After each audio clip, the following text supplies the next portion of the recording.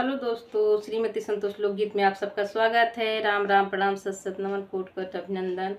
मैं आप सबके सामने एक बहुत सुंदर सोहर सुना रही हूँ। प्लीज़ फुल वॉच में सुनिएगा। इसमें बहुत प्यार है। अपने बहू से सास भी ससुर भी सभी प्यार करते। बहुत सुंदर घर पर मिलता है, बाद में पति धोखा करता है। देखिए कैसा लगता है। अच्छा लगे तो लाइक और सब्सक्राइब करिएगा, ज़्यादा से ज़्यादा शेयर करिएगा। अपनी इस बहन को प्यार दुलार आशीर्वाद दीजिए। सासू तो सोवई वो सारावा तौ ससुरु दुआरावा तौ ससुरु दुआरावई हो बहनी प्रिया तौ सोवई मालिन को रवा तौ बहु गजवो बर हो बहनी बेटा तौ सोवई मालिन को रवा तौ बहु गजवो बर हो ओसरामा सोवाई सासु दुआरे पर ससुर दुआरे पर ससुर हो बहनी बेटा तो सोवई मालिन को रावत बहु गजवो बर हो। दुआरा से आए हैं ससुर तो सासू जी से बोले हैं, सासू जी से बोले नी हो रनिया तो हर बेटा सोवई मालिन को बहुआ गजवो बर हो रनिया तो हर बेटा सोवई मालिन को बहुआ गजवो बर हो।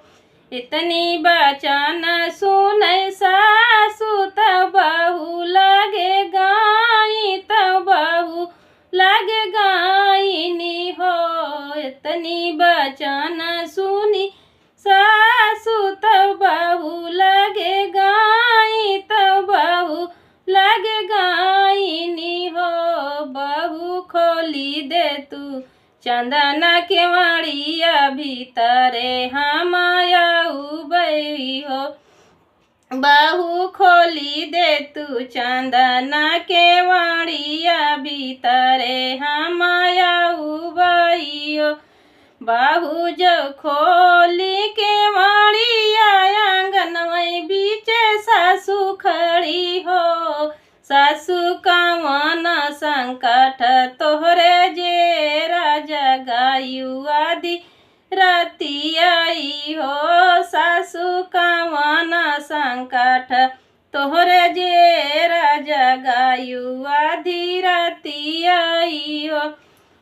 तू ही तवाही मोरी बाहू तू ही न मर कर लक्ष्मी तू ही न घर कर लक्ष्मी नी हो। तू ही तवाही मोरी बाहू तू ही न घर कर लक्ष्मी नी हो।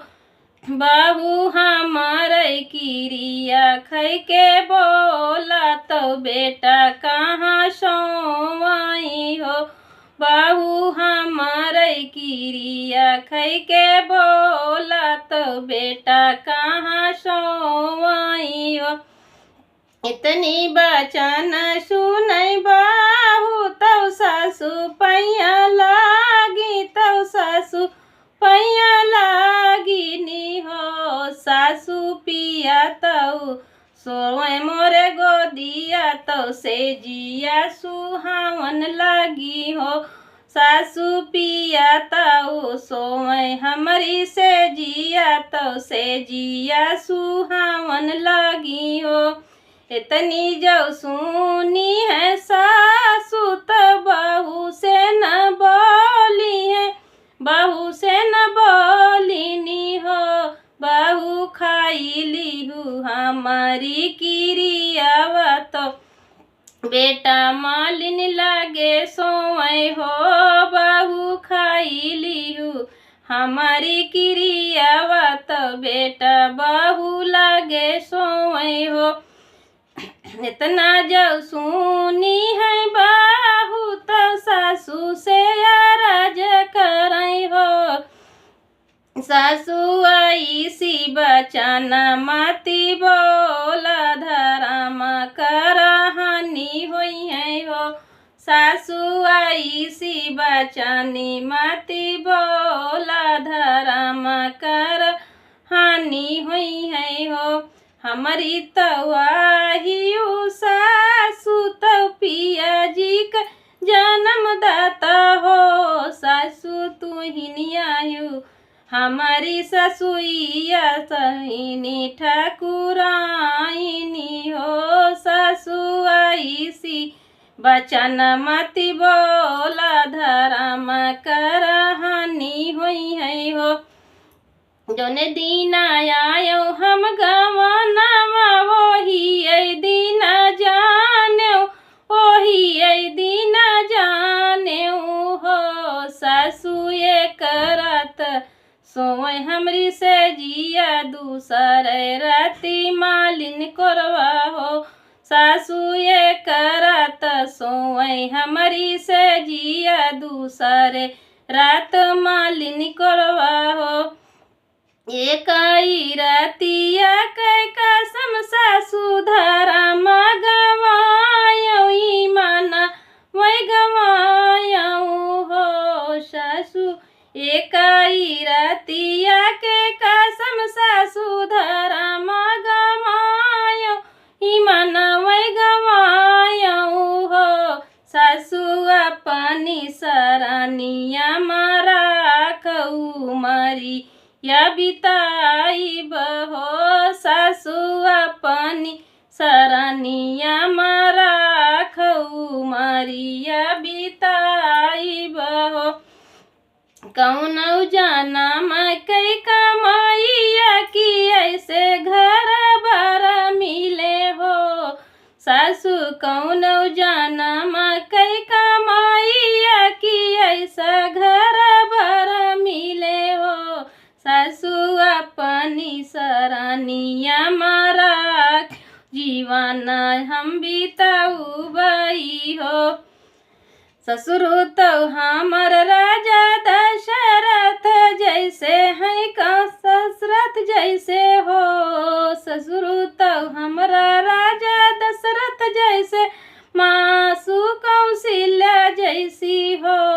ससुर तो हमारा जैसे राजा दशरथ सासु हैं कौशल्या जैसी हो। सासु नगर अयोध्या जैसे महल महलिया बीच रहबई हो। सासु नगर अयोध्या जैसे महल महलिया बीच रहबई हो। भरत शत्रुघ्न जैसे देवर मिले लक्ष्मण जैसा देवर मिले हो। भरत लक्ष्मण जैसा देवर मिले शत्रुघ्न जैसा देवर मिले हो।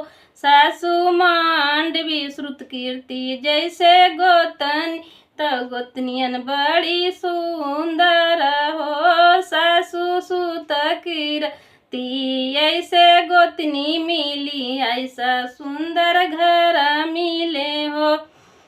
ससुर तो राखें अपने गादी पे ससुया अपने हृदय राखें हो।